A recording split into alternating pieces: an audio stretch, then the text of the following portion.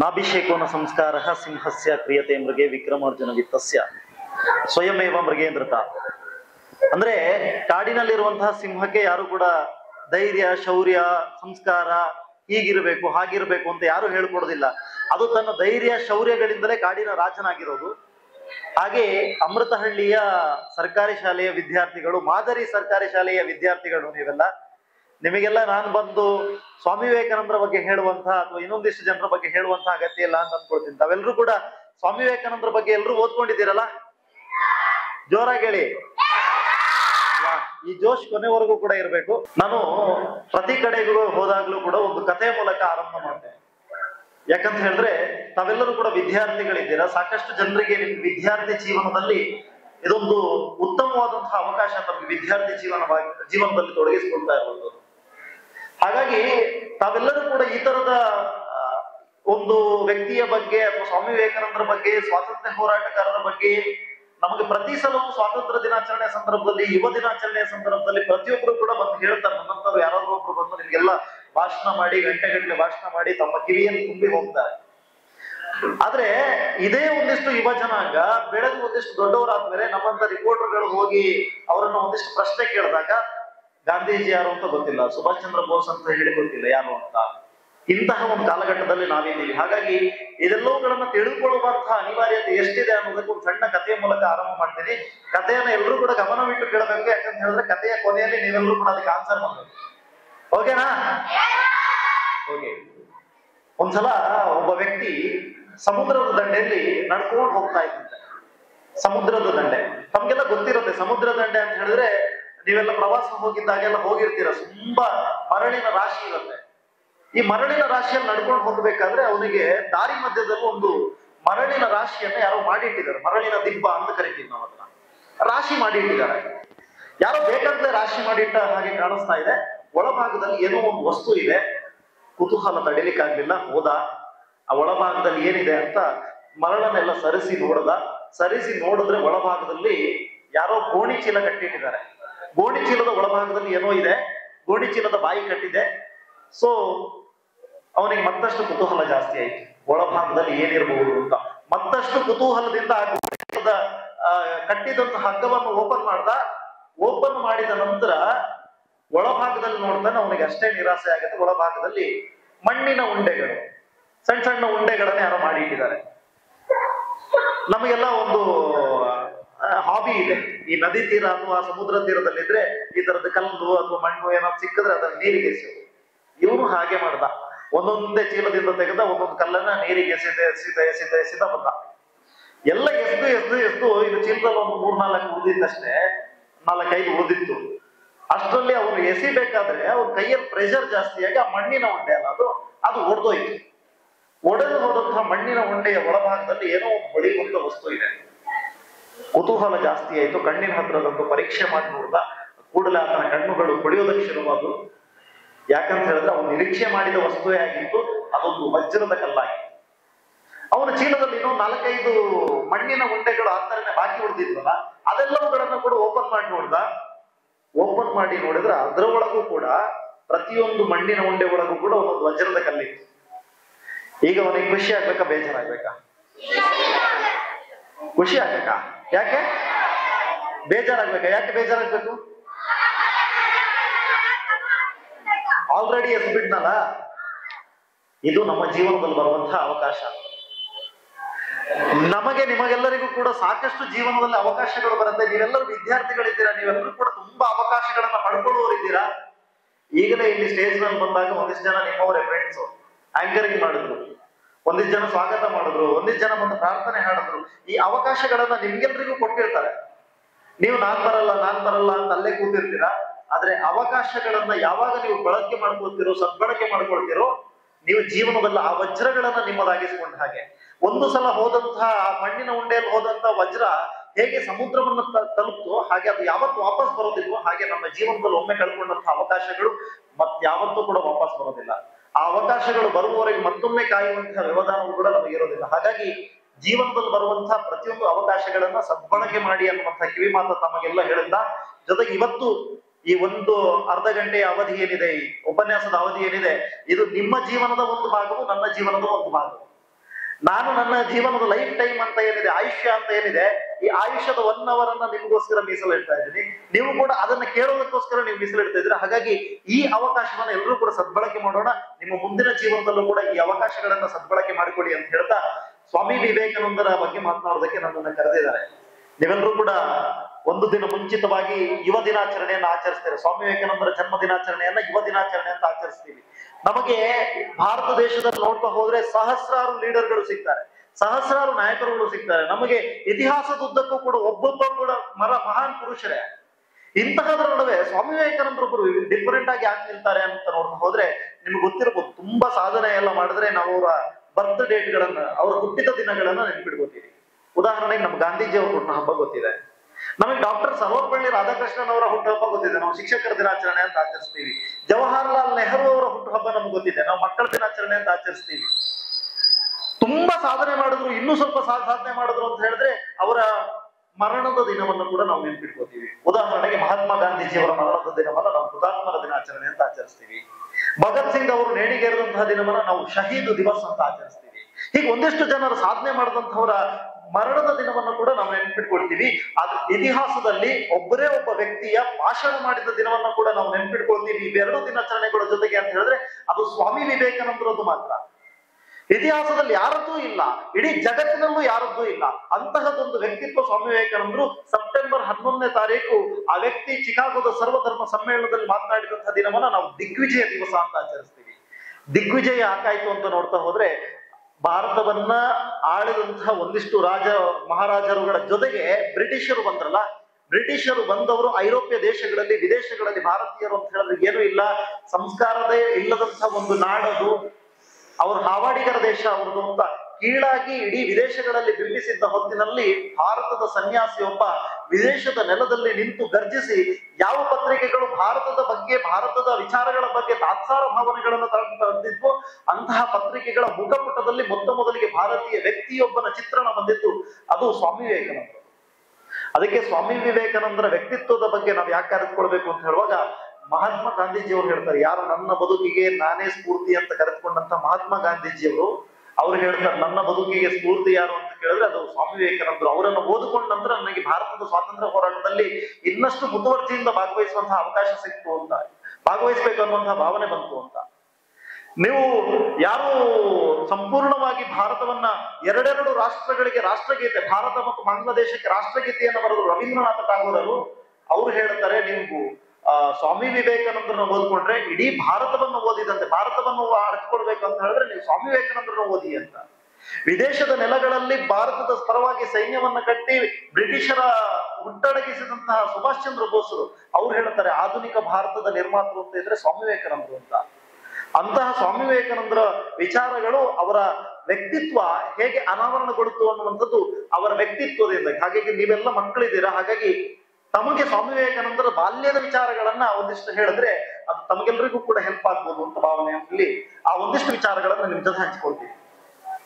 ಸ್ವಾಮಿ ವಿವೇಕಾನಂದರು ಪುಟ್ಟ ಹುಡುಗ. ಬೋರ್ ಆಗ್ತಿದ್ಯಾ?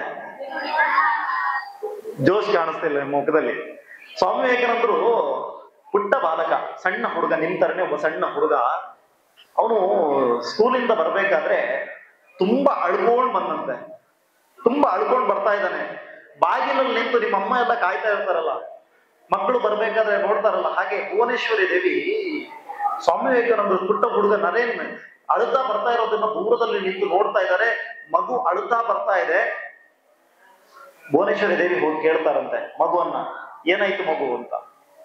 ಏನಾಯ್ತು ಮಗು ಅಂತ ಕೇಳಿದ್ರೆ ಮಗು ಮತ್ತಷ್ಟು ಜೋರಾಗಿ ಅಳುತ್ತಾ ಇದೆ. ನರೇನ್ ಅಳ್ತಾ ಅಳ್ತಾ ಅಳ್ತಾ ಕಣ್ಣುಗಳೆಲ್ಲ ನೀರು ಬರ್ತಾ ಅಳ್ತಾ ಅವನು ಅಮ್ಮನ ಹತ್ರ ಹೇಳ್ತಾನಂತ, ಅಮ್ಮ ನೀನ್ ಯಾವಾಗಲೂ ಹೇಳ್ತಾ ಇದೆಯಲ್ಲ, ಸತ್ಯ ಹೇಳು ಸತ್ಯ ಹೇಳು ಸತ್ಯ ಹೇಳು ಅಂತ. ಇವತ್ತು ಟೀಚರ್ಸ್ ಶಾಲೆಯಲ್ಲಿ ಪಾಠ ಮಾಡ್ಬೇಕಾದ್ರೆ ಯಾವುದೋ ಒಂದು ವಿಚಾರವನ್ನ ಸುಳ್ಳನ್ನ ಸತ್ಯ ಅಂತ ಹೇಳೋದಕ್ಕೆ ಹೊರಟ್ರು. ನಾನದು ಸತ್ಯ ಅಂತ ಹೇಳಿದ್ರೆ ಬೇರೆನೇ ಇದೆ, ಸುಳ್ಳು ಇದು ಅಂತ ಹೇಳಿ ವಾದ ಮಾಡಿದೆ. ನಾನು ಸುಳ್ಳು ಹೇಳೋದಕ್ಕೆ ಒಪ್ಪದ ಕಾರಣಕ್ಕೋಸ್ಕರ ಈ ತರ ಹೊಡೆದಿದ್ದಾರೆ. ಕೈಯಲ್ಲೆಲ್ಲ ಬೊಬ್ಬೆ ಬಂದಿದೆ, ರಕ್ತ ಇನ್ನೇನು ಜಿರುಗುವ ಹಂತಕ್ಕೆ ಬಂದ್ಬಿಟ್ಟಿದೆ.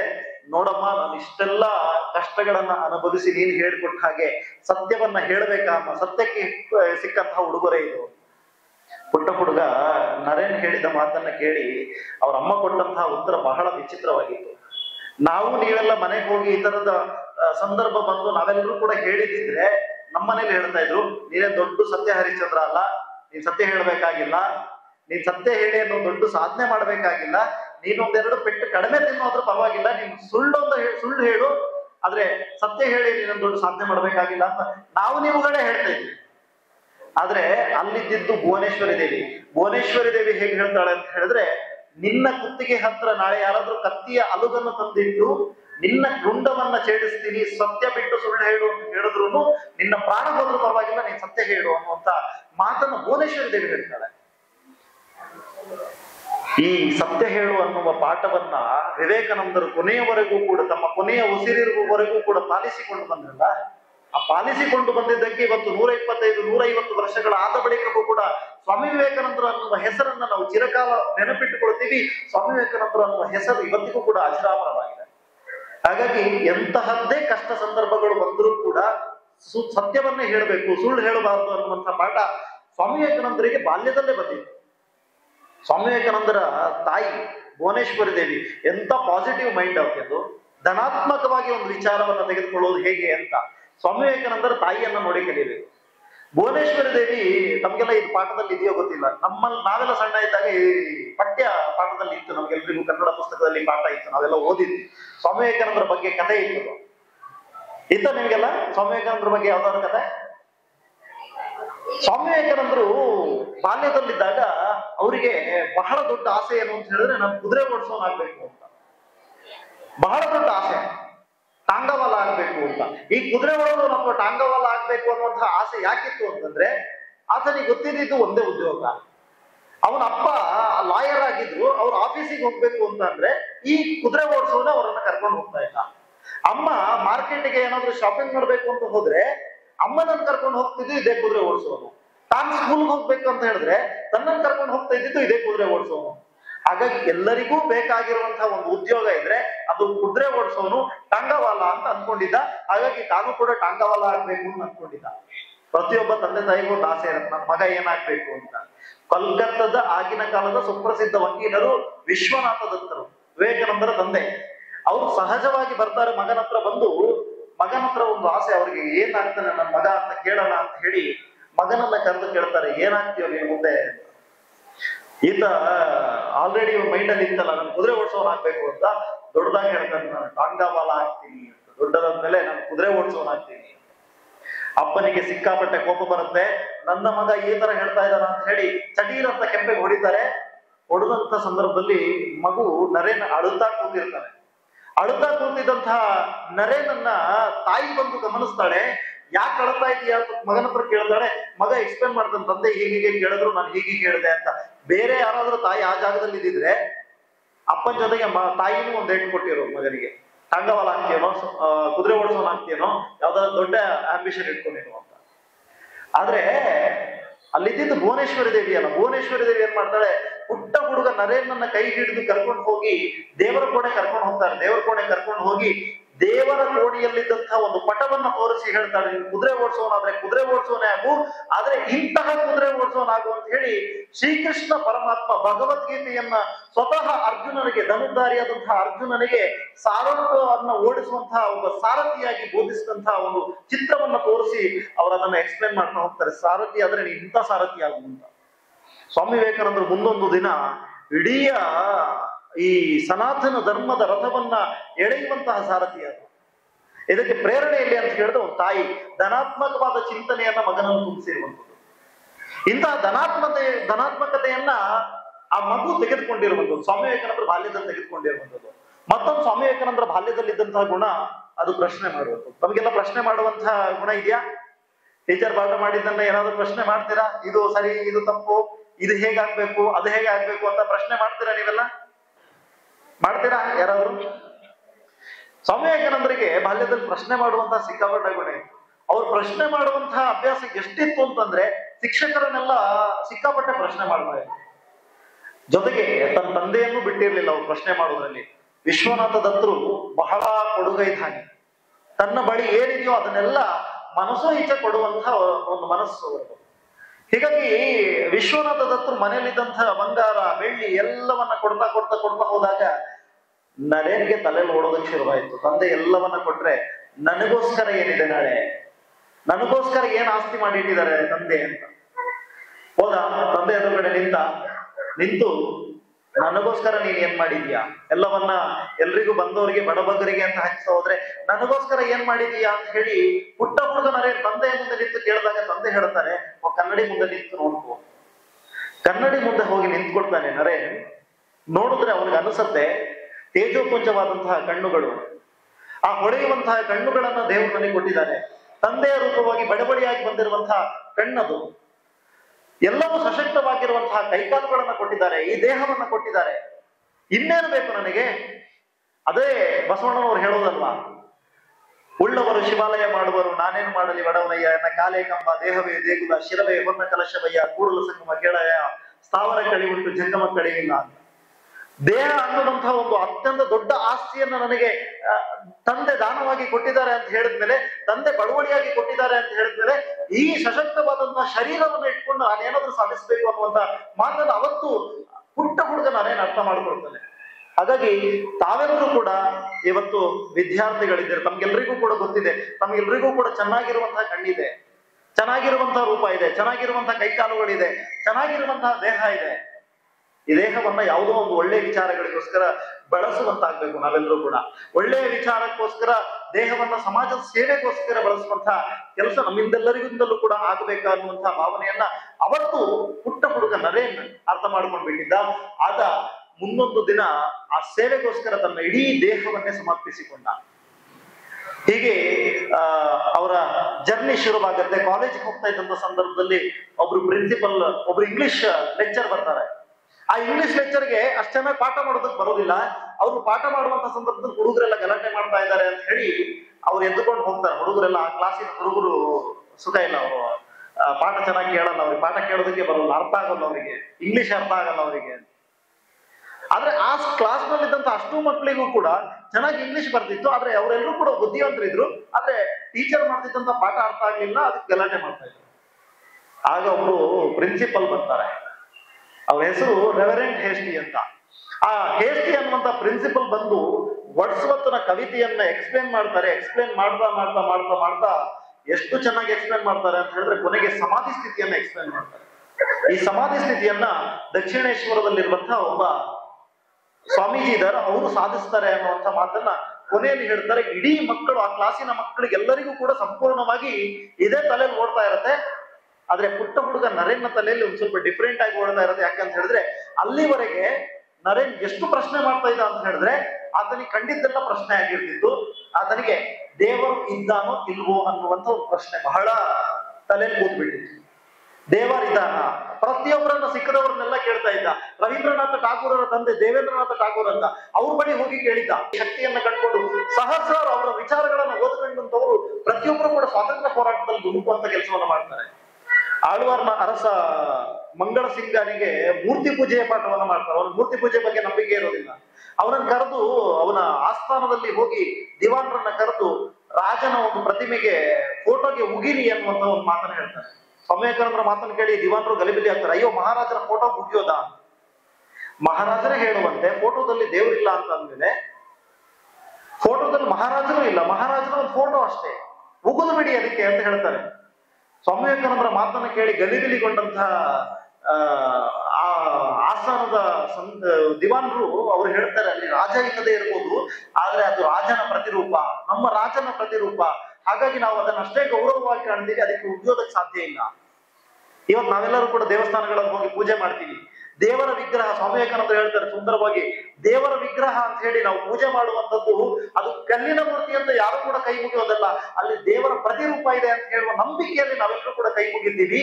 ದೇವರ ಪ್ರತಿರೂಪ, ನಿಮ್ಮ ರಾಜರ ಫೋಟೋ ಹೇಗಿದೆಯೋ ಹಾಗೆ ನಮ್ಮ ದೇವರ ಫೋಟೋ ಕೂಡ ನಮ್ಗೆ ಅಷ್ಟೇ ಇಂಪಾರ್ಟೆಂಟ್ ಅನ್ನುವಂಥ ನಿಟ್ಟಿನಲ್ಲಿ ಮೂರ್ತಿ ಪೂಜೆಯ ಪಾಠ ಮಾಡ್ತಾರೆ. ಮುಂದೆ ಅದೇ ಸಂಸ್ಥಾನದ ಜಯಸಿಂಗ ರೋಲ್ಸ್ ರಾಯ್ಸ್ ಕಾರ್ ಕೊಡೋದಕ್ಕೆ ಹಿಂದೆ ಮುಂದೆ ನೋಡಿದಂತ ಸಂದರ್ಭದಲ್ಲಿ ಮುನ್ಸಿಪಾಲಿಟಿಗೆ ತಂದು ಕಾರುಗಳನ್ನ ಕಸ ಎತ್ತೋದಕ್ಕೆ ಅಂತ ಬಿಟ್ಟಂತ ದೇಶಪ್ರೇಮವನ್ನು ಮೆರೆದಂತ ಘಟನೆ ತಮಗೆಲ್ಲ ಗೊತ್ತೇ ಇರುತ್ತೆ. ಹೀಗೆ ಸಾಕಷ್ಟು ಉದಾಹರಣೆಗಳು ಬರುತ್ತೆ.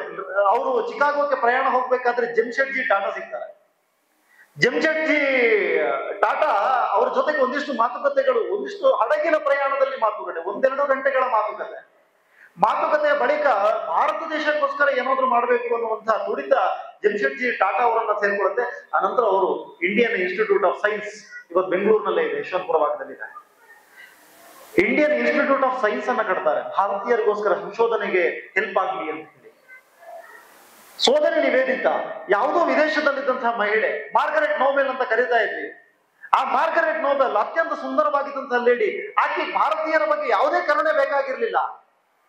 ಐರಿಷ್ ಲೇಡಿ ಆಕೆ, ಐರ್ಲೆಂಡ್ ನಲ್ಲಿದ್ದಂತಹ ಆ ಲೇಡಿಗೆ ಭಾರತಕ್ಕೆ ಬಂದ ಮೇಲೆ, ಭಾರತದಲ್ಲಿ ಸಿಕ್ಕಾಪಟ್ಟೆ ಪ್ಲೇಗ್ ರೋಗ ಇರುತ್ತೆ, ಆ ಪ್ಲೇಗ್ ರೋಗಗಳನ್ನು ನೋಡಿದ ಬಳಿಕ ಆಕೆ ದೀಕ್ಷೆಯನ್ನು ತೆಗೆದುಕೊಂಡು ಬಳಿಕ ಹಾಲು ಮತ್ತು ಹಣ್ಣು ಎರಡನ್ನ ಮಾತ್ರ ಸ್ವೀಕರಿಸ್ತಾ ಇರ್ತಾಳೆ. ಹಾಲು ಮತ್ತು ಹಣ್ಣಿನ ಇದರಲ್ಲಿ ನಾನು ಹಾಲು ಕುಡಿಯೋದನ್ನ ಬಿಟ್ಟು ಬಿಡ್ತೀನಿ, ಬರೀ ಹಣ್ಣನ್ನ ಮಾತ್ರ ಸೇವಿಸಿ ಜೀವನವನ್ನು ಮಾಡ್ತೀನಿ, ಹಾಲು ಕುಡಿಯುವ ದುಡ್ಡನ್ನ ನಾನು ಭಾರತೀಯರ ಸೇವೆಗೋಸ್ಕರ ಮೀಸಲಿಡ್ತೀನಿ ಅಂತ ಹೇಳಿ ಒಂದು ಹೊತ್ತು ಹಾಲು ಕುಡಿಯುವ ದುಡ್ಡನ್ನ ಪ್ಲೇಗ್ ರೋಗಿಗಳ ಚಿಕಿತ್ಸೆಗೋಸ್ಕರ ಮೀಸಲಿಡ್ತೀನಿ. ಆಕೆಯ ಮನಸ್ಸಿನಲ್ಲಿ ಅದೆಂತ ದೇಶ ಪ್ರೇಮವನ್ನ ಮೂಡಿಸಿರ್ಬೋದು. ಜಗದೀಶ್ ಚಂದ್ರ ಬೋಸ್ರ ಹೆಸರನ್ನ ಕೇಳಿದ್ದೀರಾ ನೀವೆಲ್ಲ? ಕೇಳಿದಿರಾ? ಯಾರು? ಸೈಂಟಿಸ್ಟ್. ನಾನು ಬೇರೆ ಬೇರೆ ಕಾಲೇಜುಗಳಿಗೆಲ್ಲ ಹೋಗಿರ್ತೀನಿ. ಒಂದು ಕಾಲೇಜಿಗೆ ಹೋಗಿದ್ದಂತ ಸಂದರ್ಭದಲ್ಲಿ ಅಲ್ಲೊಬ್ಬ ಸ್ಟೂಡೆಂಟ್ ಜಗದೀಶ್ ಚಂದ್ರ ಬೋಸ್ರ ಹೆಸರು ಕೇಳಿದ ತಕ್ಷಣ ಕೈ ಎತ್ತಿದ, ನನಗೆ ಗೊತ್ತಿದೆ ಅಂತ. ಸರಿಯಪ್ಪ ಹೇಳು ಅಂತ ಹೇಳಿ ಅವನನ್ನ ಎದ್ದು ನಿಲ್ಸಿದ್ರೆ ಅವನು ಎದ್ದು ಹೇಳಿದ, ಸುಭಾಷ್ ಚಂದ್ರ ಬೋಸ್ರ ತಮ್ಮ ಅವರು. ನನಗೆ ಆಕ್ಚುಲಿ ನಿಮ್ಮ ಸ್ಕೂಲನ್ನು ನೋಡಿದಾಗ ತುಂಬಾ ಖುಷಿ ಆಗುತ್ತೆ. ಯಾಕಂತ ಹೇಳಿದ್ರೆ ಸೈಂಟಿಸ್ಟ್ ಅನ್ನುವಂತ ವಿಚಾರ ಆದ್ರೂ ನಮ್ಗೆ ಗೊತ್ತಿದೆ ಅಲ್ವಾ ಅಂತ. ನಾವೆಲ್ಲರೂ ಕೂಡ ಅವರನ್ನ ಗುರುತಿಸುವಂತದ್ದು ಸಸ್ಯಗಳಿಗೆ ಜೀವ ಇದೆ ಅಂತ ಹೇಳಿ ಕಂಡುಹಿಡಿದಿದ್ದಾರೆ ಅಂತ ಹೇಳಿ ಜಗದೀಶ್ ಚಂದ್ರ ಬೋಸ್ರ ಹೆಸರನ್ನ ನಾವು ನೆನ್ಪಿಟ್ಕೊಳ್ತೀವಿ. ಇಂತಹ ಜಗದೀಶ್ ಚಂದ್ರ ಬೋಸ್ರು ಮೊದಲಿಗೆ ರೇಡಿಯೋ ತಂತ್ರಜ್ಞಾನವನ್ನ ಕಂಡುಹಿಡಿದವರು. ನಾವೆಲ್ಲರೂ ಕೂಡ ಗುಗ್ಲಿ ಮಾರ್ಕೋನಿ, ಇಟಲಿಯ ಗುಗ್ಲಿ ಮಾರ್ಕೋನಿ ರೇಡಿಯೋ ಕಂಡು ಹಿಡಿದಿದ್ದು ಯಾರು ಅಂತ ಕೇಳಿದ್ರೆ ಗುಗ್ಲಿ ಮಾರ್ಕೋನಿ ಅಂತ ಹೇಳ್ತೀವಿ. ಆದ್ರೆ ಮೊದಲಿಗೆ ರೇಡಿಯೋ ತಂತ್ರಜ್ಞಾನವನ್ನ ಕಂಡು ಹಿಡಿದಿದ್ದು ಗುಗ್ಲಿ ಮಾರ್ಕೋನಿಗಿಂತ ಮೊದಲು ಜಗದೀಶ್ ಚಂದ್ರ ಬೋಸ್. ಅದನ್ನು ಸ್ವತಃ ಮಾರ್ಕೋನಿಯೇ ತನ್ನ ಸಂಶೋಧನಾ ಗ್ರಂಥದಲ್ಲಿ ಉಲ್ಲೇಖಿಸಿದ್ದಾನೆ, ಆದ್ರೆ ಭಾರತೀಯರಾಗಿ ನಮ್ಗೆ ಗೊತ್ತಿಲ್ಲ. ಜಗದೀಶ್ ಚಂದ್ರ ಬೋಸ್ ಸಸ್ಯಗಳಿಗೆ ಜೀವ ಇದೆ ಅಂತ ಹೇಳಿ ಕಂಡು ಹಿಡಿದಿದ್ದೀನಿ ಅಂತ ಹೇಳ್ಕೊಂಡಾಗ ಎಷ್ಟೋ ಜನರಿಗೆ ಜೀವ ಇಲ್ಲ ಅನ್ನುವಂತ ಆಡ್ಕೊಳ್ಳೋದಕ್ಕೆ ಶುರು ಮಾಡಿದ್ರು. ತುಂಬಾ ಜನ ಜಗದೀಶ್ ಚಂದ್ರ ಬೋಸ್ರ ಸಂಶೋಧನೆಯ ಸುಳ್ಳು ಅನ್ನುವಂತ ನಿಟ್ಟಿನಲ್ಲಿ ವಾದಿಸೋದಕ್ಕೆ ಶುರು ಮಾಡಿದ್ರು. ಈ ಸಂದರ್ಭದಲ್ಲಿ ಜಗದೀಶ್ ಚಂದ್ರ ಬೋಸರು ಒಂದು ತುಂಬಿದ ಸಭೆಯಲ್ಲಿ ಅವರು ಅದನ್ನ ಪರೀಕ್ಷೆ ಮಾಡಬೇಕು ಅನ್ನುವಂತ ನಿಟ್ಟಿನಲ್ಲಿ ಶುರು ಮಾಡಿದಂತಹ ಒಂದು ಪ್ರಯೋಗದ ಸಂದರ್ಭದಲ್ಲಿ ಅವರು ಒಂದು ಬಾಟಲ್ ನಲ್ಲಿ ವಿಷದ ನೀರನ್ನ ಇಟ್ಟು ಆ ಇದಕ್ಕೆ ಗಿಡವನ್ನ ಹಾಕಿದಂತ ಸಂದರ್ಭದಲ್ಲಿ ವಿಷವನ್ನ, ಸಸ್ಯಗಳಿಗೆ ಜೀವ ಇದೆ ಅಂತ ಹೇಳಿದ್ರೆ ವಿಷವನ್ನ ಕುಡಿದಂತಹ ಸಸ್ಯ ಸಾಯಬೇಕು. ನಿಜವಾಗ್ಲೂ ಸಸ್ಯಗಳಿಗೆ ಜೀವ ಇದೆ ಅಂತ ಹೇಳಿದ್ರೆ ವಿಷವನ್ನ ತೆಗೆದುಕೊಂಡ ತಕ್ಷಣ ಸಸ್ಯಗಳು ಸಾಯಬೇಕು. ಇದು ವಿಜ್ಞಾನಿಗಳ ವಾದ. ಇವರು ತುಂಬಿದ ಸಭೆಯಲ್ಲಿ ಆ ಎಕ್ಸ್ಪೆರಿಮೆಂಟ್ ಅನ್ನು ಮಾಡಿ ತೋರಿಸ್ಬೇಕು ಅಂತ ಹೇಳಿ ಅವರನ್ನು ಸೇರಿಸಿದಾಗ ತುಂಬಿದ ಸಭೆಯಲ್ಲಿ ಆ ವಿಷದ ಬಾಟಲ್ ಅನ್ನ ಹಾಕಿ, ಆ ನೀರನ್ನ ಹಾಕಿ ಗಿಡವನ್ನ ಇಡ್ತಾರೆ. ಗಿಡವನ್ನ ಇಟ್ರೆ ಗಿಡ ಸಾಯೋದಿಲ್ಲ. ಜಗದೀಶ್ ಚಂದ್ರ ಬೋಸ್ರಿಗೆ ತುಂಬಾ ಅವಮಾನ ಆದ ರೀತಿಯಲ್ಲಿ ಆಗತ್ತೆ. ಎಲ್ಲ ವಿಜ್ಞಾನಿಗಳು ಕೂಡ ಆಡ್ಕೋತಾರೆ, ಇವಂದೆಂತ ಪ್ರಯೋಗ, ಸಸ್ಯಗಳು ಸಾಯ್ಬೇಕಾಗಿತ್ತು, ಜೀವ ಇದ್ರೆ ಸಾಯ್ಬೇಕಾಗಿತ್ತು, ಸಾಯ್ಲಿಲ್ವಲ್ಲ ಸಸ್ಯ, ವಿಷ ಕುಡಿದ ತಕ್ಷಣ ಸಾಯ್ಲಿಲ್ವಲ್ಲ ಅಂತ ಎಲ್ಲರೂ ಆಡ್ಕೊಳ್ಳುವಾಗ ಜಗದೀಶ್ ಚಂದ್ರ ಬೋಸ್ ಏನ್ ಮಾಡ್ತಾರೆ ಗೊತ್ತಾ? ಅಲ್ಲಿ ತುಂಬಿದಂತ ಸಭೆಯಲ್ಲಿ ವಿಷದ ಬಾಟ್ಲ್ ಇಟ್ಟಿದ್ರಲ್ಲ, ಆ ವಿಷದ ಬಾಟ್ಲ್ ಅನ್ನ ಘಟ ಅಂತ ಕುಡಿದು ಬಿಡ್ತಾರೆ. ವಿಷವನ್ನೇ ಕುಡಿದು ಬಿಡ್ತಾರೆ. ಕುಡಿದಾಗ ಅವ್ರಿಗೆ ಏನೂ ಆಗುದಿಲ್ಲ. ಯಾಕೆ ಅಂತ ಹೇಳಿದ್ರೆ ವಿಜ್ಞಾನಿಗಳೆಲ್ಲ ಜಗದೀಶ್ ಚಂದ್ರ ಬೋಸರಿಗೆ ಅವಮಾನ ಆಗ್ಬೇಕು ಅನ್ನುವಂತ ಕಾರಣಕ್ಕೋಸ್ಕರ ಅಲ್ಲಿ ಬರೀ ಕಲರ್ ನೀರನ್ನ ಇಟ್ಟಿರ್ತಾರೆ, ಒರಿಜಿನಲ್ ವಿಷವನ್ನ ಇಟ್ಟಿರೋದಿಲ್ಲ. ವಿಷದ ಬಾಟಲ್ ಮಾತ್ರ ಆಗಿರುತ್ತೆ, ಕಲರ್ ನೀರಾಗಿರುತ್ತೆ. ಆದ್ರೆ ಜಗದೀಶ್ ಚಂದ್ರ ಬೋಸರಿಗೆ ತನ್ನ ಸಂಶೋಧನೆಯ ಬಗ್ಗೆ ಎಷ್ಟು ನಂಬಿಕೆ ಇತ್ತು ನೋಡಿ. ವಿಷದ ಬಾಟಲ್ ಆಗಿದ್ರೆ ನಾನು ಅದನ್ನು ಕುಡಿದು ಬಿಡ್ತೀನಿ ಅಂತ ಘಟ ಕುಡಿದು ಬಿಡ್ತಾರೆ. ನಮ್ಮ ಭಾರತದಲ್ಲಿ ಜಗದೀಶ್ ಚಂದ್ರ ಬೋಸ್ರ ಹೆಸರು ಎಷ್ಟು ಜನರಿಗೆ ಗೊತ್ತಿದೆ ಗೊತ್ತಿಲ್ಲ. ಆದ್ರೆ ಹೊರ ರಾಷ್ಟ್ರಗಳಲ್ಲಿ ಇಂಗ್ಲೆಂಡಿನಲ್ಲಿ ಒಂದು ಸರ್ವೆ ಆಗುತ್ತೆ, 50 ಫೋಟೋ ಮುಖಬೆಲೆಯ ನೋಟಿಗೆ ಯಾರ ಫೋಟೋ ಆಗ್ಬೇಕು ಅಂತ. ಅಲ್ಲಿ 70% ಜನ ಜಗದೀಶ್ ಚಂದ್ರ ಬೋಸ್ರ ಹೆಸರನ್ನ ನಾಮನಿರ್ದೇಶನ ಮಾಡ್ತಾರೆ, ಜಗದೀಶ್ ಚಂದ್ರ ಬೋಸ್ರ ಫೋಟೋ ಹಾಕಿ ಅಂತ. ಆದ್ರೆ ಭಾರತೀಯರಾದಂತ ನಮಗೆ ಎಷ್ಟೋ ಜನರಿಗೆ ಜಗದೀಶ್ ಚಂದ್ರ ಬೋಸ್ ಯಾರು ಅಂತಾನೆ ಗೊತ್ತಿಲ್ಲ. ಅಂತಹ ಜಗದೀಶ್ ಚಂದ್ರ ಬೋಸ್ರಿಗೆ ಪ್ರೇರಣೆ ಆಗಿದ್ಯಾರು ಅಂತ ಕೇಳಿದ್ರೆ ಸೋದರಿ ನಿವೇದಿತರಿಗೆ ಪ್ರೇರಣೆ ಸ್ವಾಮಿ ವಿವೇಕಾನಂದರು. ನಾವಿವತ್ತೆಲ್ಲರೂ ಕೂಡ ಬೆಂಗಳೂರಿನವರಾಗಿರೋದ್ರಿಂದ ಬೆಂಗಳೂರಿನ ಒಂದು ಉದಾಹರಣೆ ಹೇಳಿ, ಬೆಂಗಳೂರಿನ KR ಮಾರ್ಕೆಟಿಗೆ ಹೋಗಿರ್ತೀರಾ ನೀವೆಲ್ಲರೂ ಕೂಡ. KR ಮಾರ್ಕೆಟಿಗೆ ಹೋಗಿದ್ದಾಗ ಅಮ್ಮನ ಜೊತೆಗೆ ತರಕಾರಿ ತರೋದಕ್ಕೆ ಇನ್ನೊಂದು ಹೋಗಿರ್ತೀರ ನೀವು. ಹೋಗಿದಾಗ ಎಷ್ಟು ಜನ ಅಲ್ಲಿ ಅಬ್ಸರ್ವ್ ಮಾಡಿದ್ದಾರೆ, ಎದುರು ಭಾಗದಲ್ಲಿ ಒಂದು ಸ್ಟ್ಯಾಚ್ಯೂ ಇದೆ. ಯಾರ್ದಿದೆ? ಒಬ್ರು ರಾಜರದಿದೆ. ಯಾರಾದ್ರೂ ಅಬ್ಸರ್ವ್ ಮಾಡಿದ್ದೀರಾ? KR ಮಾರ್ಕೆಟ್ ಎದುರು ಭಾಗದಲ್ಲಿ ಕೃಷ್ಣ ರಾಜೇಂದ್ರ ಮಾರುಕಟ್ಟೆ. ಬ್ರಿಟಿಷ್ ಗವರ್ಮೆಂಟ್ ಈ ಒಂದು ರಾಜನನ್ನ, ಮೈಸೂರು ಸಂಸ್ಥಾನದ ಈ ರಾಜನನ್ನ ಗ್ರ್ಯಾಂಡ್ ಕಮಾಂಡರ್ ಆಫ್ ಇಂಡಿಯಾ ಅಂತ ಕರೆಯುತ್ತೆ. ಮಹಾತ್ಮ ಗಾಂಧೀಜಿ ಇವರ ಸಾಮ್ರಾಜ್ಯವನ್ನ ರಾಮರಾಜ್ಯ ಅಂತ ಕರೀತಾರೆ.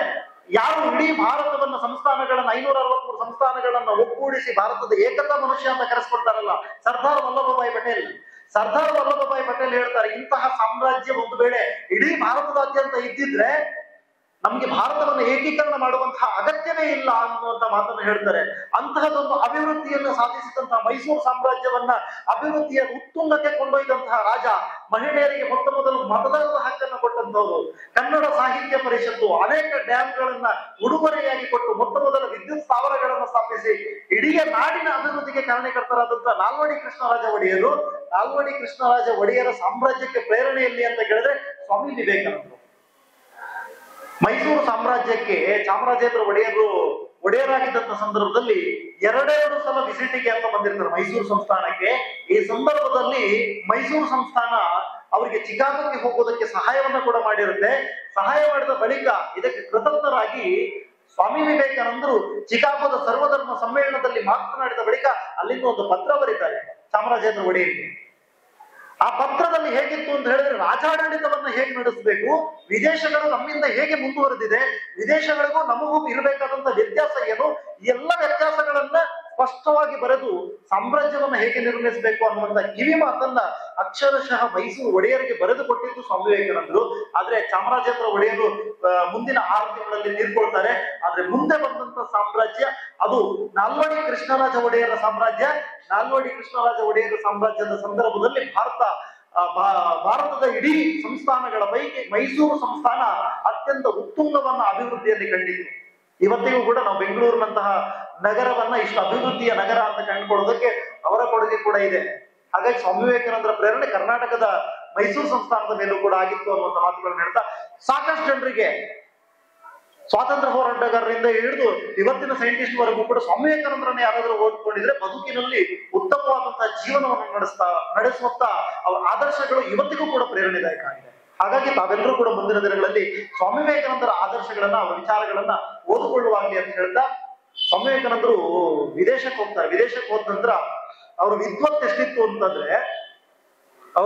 ಎಷ್ಟಿತ್ತು ಅಂತಂದ್ರೆ ಸರ್ವಧರ್ಮ ಸಮ್ಮೇಳನಕ್ಕೆ ಹೋಗಿರ್ತಾರೆ. ಹೋಗಿ ಅಲ್ಲಿ ಮಾತನಾಡಬೇಕು ಅಂತಂದ್ರೆ ಸ್ವಾಮಿ ವಿವೇಕಾನಂದರಿಗೆ ಯಾರಾದ್ರೂ ಪತ್ರ ಕೊಡ್ಬೇಕಾಗಿತ್ತು. ಇಂಥವ್ರು ಪರಿಚಯ ಪತ್ರವನ್ನ ಯಾರಾದ್ರೂ ಬರ್ಕೊಡ್ಬೇಕಾಗಿತ್ತು. ಸ್ವಾಮಿ ವಿವೇಕಾನಂದರು ಸರ್ವಧರ್ಮ ಸಮ್ಮೇಳನದಲ್ಲಿ ಮಾತನಾಡೋದಕ್ಕೆ ಅರ್ಹರಾಗಿದ್ದಾರೆ. ಆ ಪತ್ರವನ್ನು ಯಾರು ಬರ್ಕೊಡ್ತಾರೆ ಅಂತ ಹೇಳಿದ್ರೆ ಇವ್ರಿಗೆ ಯಾರಿಗೂ ಕಾಣೋದಿಲ್ಲ. ಜೊತೆಗೆ ಕ್ಯಾಥರಿನ್ ಅನ್ನುವಂತ ಒಂದು ಲೇಡಿ ಪರಿಚಯ ಆಗ್ತಾರೆ. ಆ ಲೇಡಿಯ ಮುಖಾಂತರವಾಗಿ ರೈಟ್ ಅನ್ನುವಂತ ಒಬ್ಬ ಪ್ರೊಫೆಸರ್ ಇದ್ದಾರೆ. ಅವರ ಬಳಿ ಹೋದ್ರೆ, ಅವರು ಅರ್ಥಶಾಸ್ತ್ರ ಫಿಲಾಸಫಿ ಲೆಕ್ಚರರು, ಆ ಫಿಲಾಸಫಿ ಲೆಕ್ಚರರ್ ಹತ್ರ ಹೋದ್ರೆ ಖಂಡಿತವಾಗ್ಲೂ ಕೂಡ ನಿಮಗೊಂದು ರೆಫರೆನ್ಸ್ ಲೆಟರ್ ಸಿಗುತ್ತೆ. ನೀವು ಈ ಸರ್ವಧರ್ಮ ಸಮ್ಮೇಳನದಲ್ಲಿ ಭಾಷಣ ಮಾಡೋದಕ್ಕೆ ನಿಮ್ಗೊಂದು ಪರಿಚಯ ಪತ್ರವನ್ನು ಅವ್ರು ಬರ್ಕೊಟ್ರೆ ನೀವು ಭಾಷಣ ಮಾಡ್ಬೋದು ಅಂತ ಅಲ್ಲಿ ಯಾರೋ ಹೇಳ್ತಾರೆ.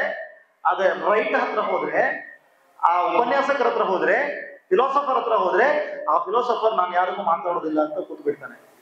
ಕೊನೆಗೆ ಹೇಗೋ ಕನ್ವಿನ್ಸ್ ಮಾಡಿ 5 ನಿಮಿಷಗಳ ಕಾಲ ಅವ್ರ ಜೊತೆಗೆ ಒಂದು ಮೀಟಿಂಗ್ ಮಾಡ್ಬೋದು ಅನ್ನುವಂತ ಒಪ್ಪಿಗೆ ಮುಖಾಂತರವಾಗಿ 5 ನಿಮಿಷದ ಒಂದು ಮೀಟಿಂಗ್. ಈ 5 ನಿಮಿಷದ ಮೀಟಿಂಗು ಸ್ವಾಮಿ ವಿವೇಕಾನಂದರ ಜೊತೆಗೆ ಮಾತನಾಡ್ತಾ ಇಂಡಿಯನ್ ಫಿಲಾಸಫಿಯ ಬಗ್ಗೆ ಅವ್ರು ಚರ್ಚೆ ಮಾಡ್ತಾರೆ. ಅಮೆರಿಕನ್ ಫಿಲಾಸಫಿ ಮತ್ತೆ ಇಂಡಿಯನ್ ಫಿಲಾಸಫಿಯ ಬಗ್ಗೆ ಇಬ್ರು ಒಂದೇ ವಿಚಾರಗಳನ್ನ ಮಾತನಾಡ್ತಾ 5 ನಿಮಿಷ ಹೋಗಿದ್ದು 10 ನಿಮಿಷ ಆಗುತ್ತೆ, 10 ನಿಮಿಷ ಹೋಗಿದ್ದು ಗಂಟೆ ಆಗುತ್ತೆ, 2 ಗಂಟೆ ಆಗುತ್ತೆ, 3 ಗಂಟೆಗಳ ಕಾಲ ಮೀಟಿಂಗ್ ಆಗುತ್ತೆ. ಅವರಿಬ್ಬರ ನಡುವೆ ಮಾತುಕತೆ ಆಗುತ್ತೆ. 3 ಗಂಟೆಗಳ ಕಾಲ ವಿವೇಕಾನಂದರ ಜೊತೆಗೆ ಮಾತನಾಡಿದಂತಹ ಪ್ರೊಫೆಸರ್ ರೈಟ್ ಬರೀತಾರೆ, ಜಗತ್ತಿನಲ್ಲಿ ಸೂರ್ಯನಿಗೆ ಯಾರು ಕೂಡ ಹೊಳೆಯೋದನ್ನ ಹೇಳ್ಕೊಡ್ಬೇಕಾಗಿಲ್ಲ. ಹಾಗೆ ಚಿಕಾಗೋದ ಸರ್ವಧರ್ಮ ಸಮ್ಮೇಳನದಲ್ಲಿ ಸ್ವಾಮಿ ವಿವೇಕಾನಂದರಿಗೆ ಯಾರು ಕೂಡ ಪರಿಚಯವನ್ನ ಕೊಡುವಂತಹ ಅಗತ್ಯ ಇಲ್ಲ. ಸ್ವಾಮಿ ವಿವೇಕಾನಂದರ ವಿದ್ವತ್ ಎಷ್ಟಿದೆ ಅಂತ ಹೇಳಿದ್ರೆ ಅಮೆರಿಕದ ಇಷ್ಟು ಶತಮಾನಗಳಲ್ಲಿ ಬಂದಂತಹ ಅಷ್ಟು ವಿದ್ವಾಂಸರ ವಿದ್ವತ್ತನ್ನ ತಕ್ಕಡಿಯ ಒಂದು ಭಾಗದಲ್ಲಿಟ್ಟು ಸ್ವಾಮಿ ವಿವೇಕಾನಂದರ ವಿದ್ವತ್ತನ್ನ ಇನ್ನೊಂದು ತಕ್ಕಡಿಯ ಭಾಗದಲ್ಲಿಟ್ರೆ ಸ್ವಾಮಿ ವಿವೇಕಾನಂದರ ವಿದ್ವತ್ತೇ ಒಂದು ತೂಕ ಜಾಸ್ತಿ ತೋಗುತ್ತೆ ಅನ್ನುವಂತ ಮಾತನ್ನು ಬರೆದು ಪರಿಚಯ ಪತ್ರವನ್ನು ಬರೆದು ಸೈನ್ ಹಾಕಿ ಕೊಡ್ತಾರೆ. ಅಷ್ಟು ಸ್ವಾಮಿ ವಿವೇಕಾನಂದರ ವಿದ್ವತ್ತು ಅಗಾಧವಾಗಿತ್ತು. ಅಂತಹ ವಿದ್ವತ್ತನ ಅಗಾಧವಾದಂತಹ ಪರಿಣಾಮವಾಗಿ ಚಿಕಾಗೋದ ಸರ್ವಧರ್ಮ ಸಮ್ಮೇಳನದಲ್ಲಿ ಬಹಳಷ್ಟು ದೊಡ್ಡ ಭಾಷಣವನ್ನ ಮಾಡಿದ ಬಳಿಕ ಅವರನ್ನ ಇಡೀ ದೊಡ್ಡ ಸೆಲೆಬ್ರಿಟಿ ಆಗ್ತಾರೆ. ಅವರ ಭಾಷಣಕ್ಕೆ ಮೊದಲ 2 ವಾಕ್ಯಕ್ಕೆ ಸುಮಾರು 15 ನಿಮಿಷಗಳ ಕಾಲ ಅಂತ ಹೇಳ್ತಾರೆ. ಅಷ್ಟು ದೊಡ್ಡ ಮಟ್ಟಿಗೆ ಅದು ಪ್ರಚಲಿತವನ್ನು ಪಡ್ಕೊಳ್ಳುತ್ತೆ. ಮರುದಿವಸ ಎಲ್ಲ ಪತ್ರಿಕೆಗಳಲ್ಲೂ ಕೂಡ ಅವರ ಮುಖಪುಟಗಳಲ್ಲಿ ಅವರು ಮಾತನಾಡಿದಂತಹ ಭಾಷಣದ ಸಾರಾಂಶ ಪ್ರಸಾರವಾಗುತ್ತೆ. ಮರುದಿವಸದಿಂದ ಸ್ವಾಮಿ ವಿವೇಕಾನಂದರು ಸೆಲೆಬ್ರಿಟಿ ಆಗೋಗ್ತಾರೆ. ಪ್ರತಿಯೊಬ್ರು ಕೂಡ ನಮ್ಮನೆಗೆ ಬನ್ನಿ ಅಂತ ವಿದೇಶಗಳಲ್ಲಿ ಅವರನ್ನು ಆಹ್ವಾನಿಸ್ತಾ ಇದ್ರು. ಯಾಕಂತ ಹೇಳಿದ್ರೆ ಸ್ವಾಮಿ ವಿವೇಕಾನಂದರು ನಮ್ಮನೆಯಲ್ಲಿ ಆತಿಥ್ಯವನ್ನು ಪಡ್ಕೊಂಡಿದ್ದಾರೆ ಅಂತ ಹೇಳಿದ್ರೆ ಅದು ತಮಗೇನೋ ಒಂದು ಹಿರಿಮೆ ಅನ್ನುವಂತ ಒಂದು ಭಾವನೆ. ಹೀಗೆ ಒಬ್ಬರು ದಂಪತಿಗಳ ಮನೆಗೆ ಹೋಗಿರ್ತಾರೆ. ತುಂಬಾ ಶ್ರೀಮಂತ ದಂಪತಿಗಳು. ಅವ್ರ ಮನೆಯಲ್ಲಿ ಹಾಸಿಗೆ ಎಷ್ಟು ಮೆತ್ತಗಿತ್ತು ಅಂತ ಹೇಳಿದ್ರೆ ಕೈ ಇಟ್ಟರೆ ಕೆಳಗೆ ಹೋಗ್ಬೋದು, ಅಷ್ಟು ಮೆತ್ತಗಿರುವಂತಹ ಹಾಸಿಗೆ, ಮೆತ್ತನೆಯ ತಲೆದಿಂಬುಗಳು. ಇಂತಹ ಒಂದು ಐಷಾರಾಮಿಯ ಜೀವನ, ಹವಾನಿಯಂತ್ರಿತವಾದಂತಹ ಕೊಠಡಿ, ಇದರ ಒಳಗಡೆ ಕುಳಿತುಕೊಂಡಂತಹ ಸ್ವಾಮಿ ವಿವೇಕಾನಂದರು, ಮಲಗಿದಂತಹ ಸ್ವಾಮಿ ವಿವೇಕಾನಂದರು ರಾತ್ರಿ ವೇಳೆ ಅಳುವಂತ ಸದ್ದು ಕೇಳುತ್ತೆ ಅವರಿಗೆ. ಆ ದಂಪತಿಗಳಿಗೆ ಅಳುವಂತ ಸದ್ದು ಕೇಳುತ್ತೆ ಅವ್ರ ಕೊಠಡಿಯಿಂದ. ಆ ದಂಪತಿಗಳು ಹೋಗಿ ನೋಡ್ತಾರಂತೆ ಸ್ವಾಮಿ ವಿವೇಕಾನಂದರ ಕೊಠಡಿ ಏನ್ ಅಳ್ತಾ ಬರೋದು, ಅಳುವಂತ ಸದ್ದು ಬರ್ತಾ ಇದೆ ಅಂತ. ಅಳುವಂತ ಸದ್ದು ಏನು ಬರ್ತಾ ಇದೆ ಅಂತ ನೋಡಿದ್ರೆ ಸ್ವಾಮಿ ವಿವೇಕಾನಂದರು ನೆಲದ ಮೇಲೆ ಕುಳಿತು ಅಕ್ಷರಶಃ ಅಳ್ತಾ ಇದ್ರು, ಬಿಕ್ಕಿ ಬಿಕ್ಕಿ ಅಳ್ತಾ ಇದ್ರು. ಈ ಬಿಕ್ಕಿ ಬಿಕ್ಕಿ ಅಳ್ತಾ ಇದ್ದಂತ ಸ್ವಾಮಿ ವಿವೇಕಾನಂದರ ನೋಡಿ ಆಶ್ಚರ್ಯ ಆಗತ್ತೆ ಅವರಿಗೆ.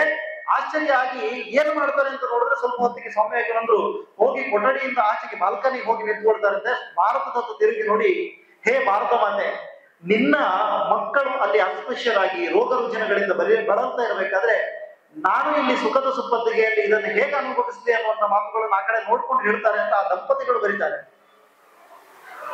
ಒಂದು ಸುಖದ ಸುಪ್ಪತ್ತಿಗೆಯಲ್ಲಿ ಇರುವಂತ ಸಂದರ್ಭದಲ್ಲೂ ಕೂಡ ತಾಯ್ನಾಡಿನ ಭಾವನೆಗಳನ್ನ, ತಾಯ್ನಾಡಿನ ಜನರನ್ನ ತನ್ನವರು ಅಂತ ಅರ್ಥ ಮಾಡಿಕೊಳ್ಳುವಂತ ಸ್ಥಿತಿಯೂ ಕೂಡ ಇವತ್ತಿನ ದಿನಕ್ಕೆ ಬೇಕಾಗಿದೆ ವಿದ್ಯಾರ್ಥಿಗಳು.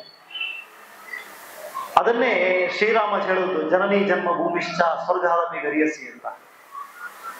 ನಾವು ಸುಖದ ಸುಪ್ಪತ್ತಿಗೆಯಲ್ಲಿ ಮಿಂದೇಳುವಂತ ಸಂದರ್ಭದಲ್ಲೂ ಕೂಡ ನಮ್ಮ ಹೆತ್ತ ತಾಯಿ, ಹೆತ್ತ ನಾಡನ್ನ ನೆನಪಿಟ್ಟುಕೊಳ್ಳುವಂತಹ ಭಾವನೆಗಳು ನಮ್ಮ ಜಾಗೃತ ಆಗ್ಬೇಕು. ಇವತ್ತು ಸಾಕಷ್ಟು ಅಭಿವೃದ್ಧಿಯನ್ನು ನಾವು ಸಾಧಿಸಿದೀವಿ. ಇವತ್ತು ಚಂದ್ರನ ಅಂಗಳಕ್ಕೆ ಹೋಗುವಂತ, ಇಳಿದು ಅಲ್ಲಿ ಅಧ್ಯಯನ ಮಾಡುವಂತಹ ವಾತಾವರಣವನ್ನ ನಾವು ನಿರ್ಮಿಸಿಕೊಂಡಿದ್ದೀವಿ. ಇನ್ನೊಂದಿಷ್ಟು ಸಮಯ ಹೋದ್ರೆ ಭೂಮಿಯಲ್ಲಿ ಜಾಗ ಇಲ್ಲ ಅಂತ ಹೇಳಿ ಚಂದ್ರನ ಅಂಗಳದಲ್ಲಿ ಹೋಗಿ ಅಲ್ಲಿ ಒಂದಿಷ್ಟು ಮನುಷ್ಯ ವಾಸಿಸುವಂತ ವ್ಯವಸ್ಥೆಗಳು ಕೂಡ ಆಗ್ತಾ ಇದೆ. ಭಾರತ ಇನ್ನೂ ಸ್ವಲ್ಪ ಮುಂದೆ ಹೋಗಿ ಆದಿತ್ಯನ ಅಂಗಳಕ್ಕೆ, ಸೂರ್ಯನನ್ನ ಅಧ್ಯಯನ ಮಾಡೋದಕ್ಕೆ ರಾಕೆಟ್ ಅನ್ನು ಲಾಂಚ್ ಮಾಡಿದೆ. ನಾವೆಲ್ಲ ಬಾಲ್ಯದಲ್ಲಿದ್ದಾಗ, ನೀವೆಲ್ಲ ಅದನ್ನ ನೋಡೋ ಅವಕಾಶ ಇಲ್ಲ ಅಂತ ಅನ್ಕೊಳ್ತೀನಿ ನಾನು. ನಾವೆಲ್ಲ ಬಾಲ್ಯದಲ್ಲಿದ್ದಾಗ ಒಂದು ಫೋಟೋ ಬಂದಿತ್ತು ಮಂಗಳನ ಅಂಗಳದಿಂದ. ಟೀಚರ್ಸ್ ಗಳಿಗೆಲ್ಲ ನೆನಪಿರ್ಬೋದು. ಮಂಗಳನ ಅಂಗಳದಿಂದ ಒಂದು ಫೋಟೋ ಕಳಿಸಿತ್ತು, ಅದು ಸ್ಯಾಟಲೈಟ್ ಒಂದು ಫೋಟೋ ಕಳಿಸಿತ್ತು. ಆ ಫೋಟೋಗಳಲ್ಲಿ ನಾವೆಲ್ಲ ಝೂಮ್ ಮಾಡಿ ನೋಡ್ತಾ ಇದ್ವಿ, ನೀರಿದೆಯಾ, ಅಲ್ಲಿ ಮನುಷ್ಯರು ಓಡಾಡ್ತಾ ಇದ್ದಾರಾ, ಈ ತರದನ್ನೆಲ್ಲ ಝೂಮ್ ಮಾಡಿ ನೋಡ್ತಾ ಇದ್ವಿ. ಆದ್ರೆ ಎಷ್ಟೋ ಜನರಿಗೆ ಇವತ್ತಿಗೂ ತಮ್ಮ ಪಕ್ಕದ ಮನೆಯಲ್ಲಿ, ಬೆಂಗಳೂರಿನಂತಹ ಮಹಾನಗರದಲ್ಲಿ ತಮ್ಮ ಪಕ್ಕದ ಮನೆಯಲ್ಲಿ ಯಾರಿದ್ದಾರೆ ಅನ್ನುವಂಥದ್ದನ್ನ ನೋಡುವ ಸೌಜನ್ಯ ನಮ್ಮಲ್ಲಿಲ್ಲ. ನಮ್ಮ ಪಕ್ಕದ ಬೀದಿಯಲ್ಲಿ ನೀರು ಬರ್ತಾ ಇದೆಯಾ ಅನ್ನುವಂಥದ್ದನ್ನ ನೋಡುವಂತಹ ವ್ಯವಧಾನ ನಮ್ಮಲ್ಲಿಲ್ಲ. ಹಾಗಾಗಿ ಅವುಗಳನ್ನು ಮೊದಲು ನೋಡಬೇಕು. ಅನಂತರ ನಾವು ಅಭಿವೃದ್ಧಿಯಲ್ಲಿ ನಾವು ವೇಗವನ್ನು ಸಾಧಿಸಬಾರ್ದು ಅಂತಲ್ಲ, ಆದ್ರೆ ನಮ್ಮಲ್ಲಿ ಮಾನವೀಯತೆ ಅನ್ನುವಂಥದ್ದು ಜಾಗೃತಿ ಆಗ್ಬೇಕು. ನಮ್ಮ ಹೆತ್ತ ತಾಯಿ, ಹೆತ್ತ ನಾಡಿಗೋಸ್ಕರ ಏನಾದ್ರೂ ಕೊಡಬೇಕು ಅನ್ನುವಂತಹ ಭಾವನೆ ಜಾಗೃತಿ ಆಗ್ಬೇಕು. ನಮ್ಮ ಸುತ್ತಮುತ್ತಲ ಸಮಾಜವನ್ನ ಸುಸ್ಥಿರ ಸಮಾಜವನ್ನಾಗಿಸುವ ನಿಟ್ಟಿನಲ್ಲಿ ಕೂಡ ನಾವು ಯೋಚನೆ ಮಾಡಬೇಕು. ಈ ನಿಟ್ಟಿನಲ್ಲಿ ತಾವೆಲ್ಲರೂ ಕೂಡ ಆಲೋಚನೆಯನ್ನ ಮಾಡ್ತೀರಿ ಅನ್ನುವಂಥ ನಿಟ್ಟಿನಲ್ಲಿ ಒಬ್ಬ ಬದಲಾಗೋದ್ರಿಂದ ಏನು ಸಾಧ್ಯ ಇಲ್ಲ ಅಂತ ಹೇಳ್ತಾರೆ. ಅದು ಸ್ವಾಮಿ ವಿವೇಕಾನಂದರು ಬಹಳ ವಿಚಿತ್ರವಾಗಿ ಹೇಳ್ತಾರೆ ಅದನ್ನ. ಒಬ್ಬ ಬದಲಾಗೋದ್ರಿಂದ ಸಮಾಜದಲ್ಲಿ ಒಬ್ಬ ಮೂರ್ಖ ಕಡಿಮೆ ಆದ ಹಾಗೆ ನಿನ್ನನ್ನು ನೀನು ಮೊದಲು ಬದಲಾಯಿಸ್ಕೊ ಅಂತ ಹೇಳ್ತಾರೆ. ಹಾಗಾಗಿ ನಾವೆಲ್ಲರೂ ಕೂಡ ಸಣ್ಣ ಸಣ್ಣ ಬದಲಾವಣೆಗಳನ್ನು ನಮ್ಮಲ್ಲಿ ಅಳವಡಿಸಿಕೊಳ್ಳೋಣ. ಉದಾಹರಣೆಗೆ ನಾವು ಯಾವುದೋ ಬಸ್ನಲ್ಲಿ ಹೋಗ್ತಾ ಇರ್ಬೇಕಾದ್ರೆ ಟಿಕೆಟ್ ಕೊಟ್ಟಿರಲ್ಲ, ಕಂಡಕ್ಟರ್ ಟಿಕೆಟ್ ಕೊಟ್ಟಿರಲ್ಲ, ಒಂದೆರಡು ರೂಪಾಯಿ ಟಿಕೆಟ್ ಜಾಸ್ತಿ ಚಿಲ್ಲರೆ ಜಾಸ್ತಿ ಕೊಟ್ಟಿರ್ತಾರೆ. ಅದರ ಬದಲಾಗಿ ನಾವು ಟಿಕೆಟ್ನ ಹಣವನ್ನ ಕೇಳಿ ಪಡೆದ್ರೆ, ಟಿಕೆಟ್ ಕೊಡಿ ನನಗೆ ಅಂತ ಕೇಳಿ ಪಡೆಯುವಂತ ಮುಂದಿನ ದಿನಗಳಲ್ಲಿ ತಾವೆಲ್ಲರೂ ಬಸ್ನಲ್ಲಿ ಪ್ರಯಾಣ ಮಾಡ್ಬೇಕಾದ್ರೆ ಟಿಕೆಟ್ ಕೊಡಿ ಅಂತ ಕೇಳಿ ಅದನ್ನು ತೆಗೆದುಕೊಳ್ಳುವಂತ ಪ್ರಯತ್ನ ಮಾಡಿದ್ರೆ ಕಂಡಕ್ಟರ್ ಜೋಬಿಗೆ ಹೋಗುವ ಹಣ ತಪ್ಪಿಸ್ಬೋದು. ಅದು ಸಾರಿಗೆ ಸಂಸ್ಥೆಗಳಿಗೆ ಹೋಗುತ್ತೆ. ಸಾರಿಗೆ ಸಂಸ್ಥೆಗಳಿಗೆ ಹೋದಂತ ಹಣ ಯಾವುದೋ ರೂಪದಲ್ಲಿ ಸಾರಿಗೆ ಸಂಸ್ಥೆ ಲಾಸ್ ಆಗೋದನ್ನು ತಪ್ಪಿಸ್ಬೋದು.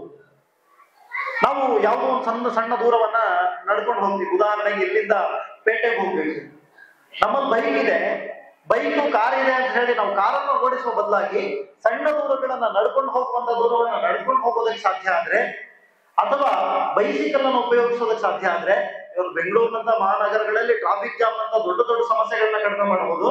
ಆದ್ರೆ ದೊಡ್ಡದಾಗಿ, ತುಂಬಾ ದೊಡ್ಡದಾಗಿ ಏನ್ ಬದಲಾವಣೆ ಮಾಡ್ಬೋದು ಅಂತ ನೀವು ಯೋಚನೆ ಮಾಡಿದ್ರೆ, ಈ ಸಣ್ಣ ಬದಲಾವಣೆ, ನಮ್ಮಲ್ಲಾಗುವಂತ ಸಣ್ಣ ಬದಲಾವಣೆ, ಯಾವುದೋ ದೂರ ದೇಶದಿಂದ ನಾವೆಲ್ಲ ಪೆಟ್ರೋಲು, ಡೀಸೆಲ್ ಇವೆಲ್ಲವುಗಳನ್ನ ಆಮದು ಮಾಡ್ತೀವಿ, ಆ ದೇಶಕ್ಕೆ ಟ್ಯಾಕ್ಸ್ ಕೊಟ್ಟು ಅದನ್ನ ಕಡಿಮೆ ಮಾಡ್ಬೋದು. ನಮ್ಮ ದೇಶದ ಆರ್ಥಿಕತೆಯನ್ನ ಎತ್ತುವುದಕ್ಕೆ ನಾವು ಸಹಾಯ ಮಾಡ್ಬೋದು.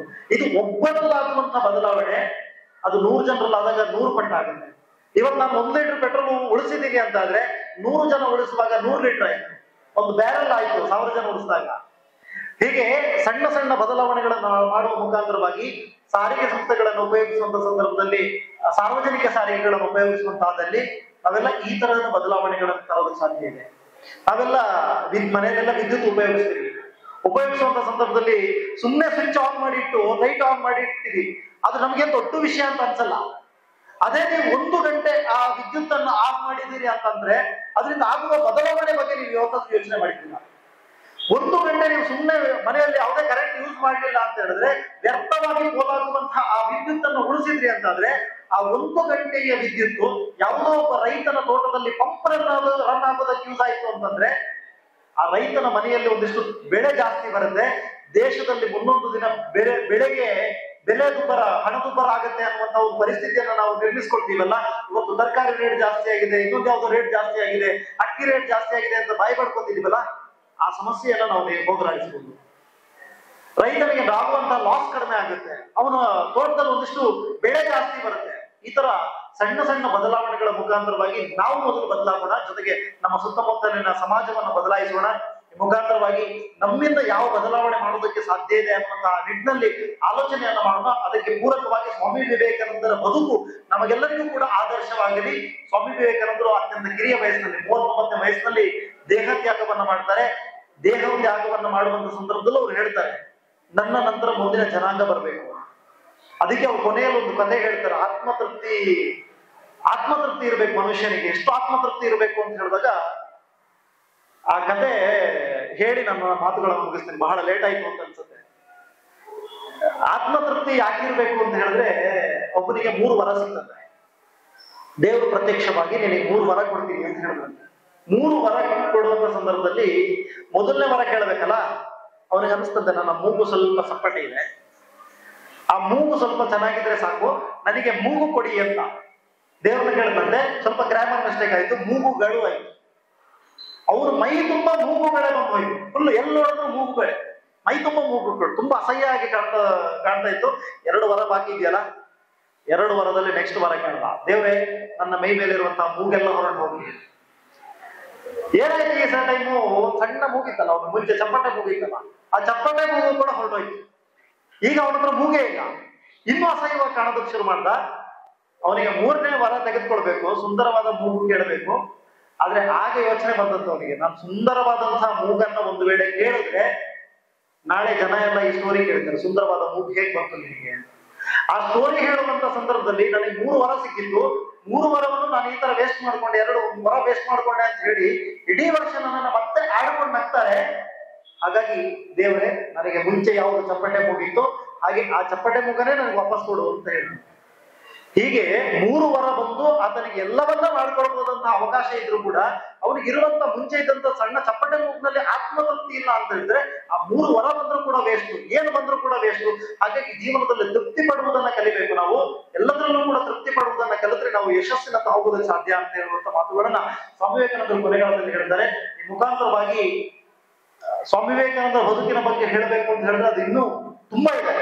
ಸ್ವಾತಂತ್ರ್ಯದ ವಿಚಾರಕ್ಕೆ ಸಂಬಂಧಪಟ್ಟ ಹಾಗೆ ಸಾಕಷ್ಟು ಇದೆ. ಅವೆಲ್ಲವುಗಳನ್ನು ತಾವೆಲ್ಲರೂ ವಿದ್ಯಾರ್ಥಿಗಳಿದ್ದೀರಾ, ಅವೆಲ್ಲವುಗಳನ್ನು ಓದಿಕೊಳ್ಳಿ, ತಾವು ಮುಂದಿನ ದಿನಗಳಲ್ಲಿ ಓದಿಕೊಳ್ಳಿ. ಅದೇ ರೀತಿಯಾಗಿ ತಮ್ಮ ಸ್ಕೂಲ್ ಬಗ್ಗೆ ಹೇಳುವಾಗ ಒಂದು ಮಾತು ಹೇಳಿದ್ರು, NMMS ಪರೀಕ್ಷೆ ಬರ್ತಾ ಇದೆ, ಕಳೆದ ಬಾರಿಯ ಒಂದಿಷ್ಟು ವಿದ್ಯಾರ್ಥಿಗಳು ಆಯ್ಕೆ ಆಗಿದ್ದಾರೆ, ಈ ಬಾರಿ ಅದಕ್ಕಿಂತ ಜಾಸ್ತಿ ವಿದ್ಯಾರ್ಥಿಗಳು ಆಯ್ಕೆ ಆಗುವ ಮುಖಾಂತರವಾಗಿ ತಾವೆಲ್ಲರೂ ಕೂಡ ಕ್ರೆಡಿಟ್ ಅನ್ನು ತಮ್ಮ ಟೀಚರ್ಸ್ ಗಳಿಗೆ ಕೊಡಬೇಕು. ಅದಕ್ಕೆ ಪ್ರಿಪರೇಷನ್ ಆಗ್ತಿದೆ ಅನ್ನುವಂತ ವಿಷಯ ಕೇಳಲ್ಪಟ್ಟೆ.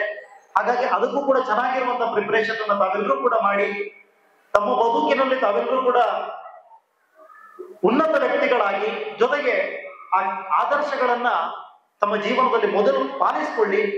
ತಾವೆಲ್ಲರೂ ಕೂಡ ಒಂದೊಂದು ಸಣ್ಣ ರೀತಿಯಂತ ಬದಲಾವಣೆಯನ್ನ ಕಂಡುಕೊಳ್ಳೋದಿದೆಯಲ್ಲ, ಅದು ದೊಡ್ಡ ಬದಲಾವಣೆಗೆ ಹಾದಿಯಾಗತ್ತೆ ಅನ್ನುವಂತ ಮಾತುಗಳನ್ನು ಹೇಳ್ತಾ ಸ್ವಾಮಿ ವಿವೇಕಾನಂದರ ಜೀವನ ನಮಗೆಲ್ಲರಿಗೂ ಕೂಡ ಆದರ್ಶವಾಗಲಿ.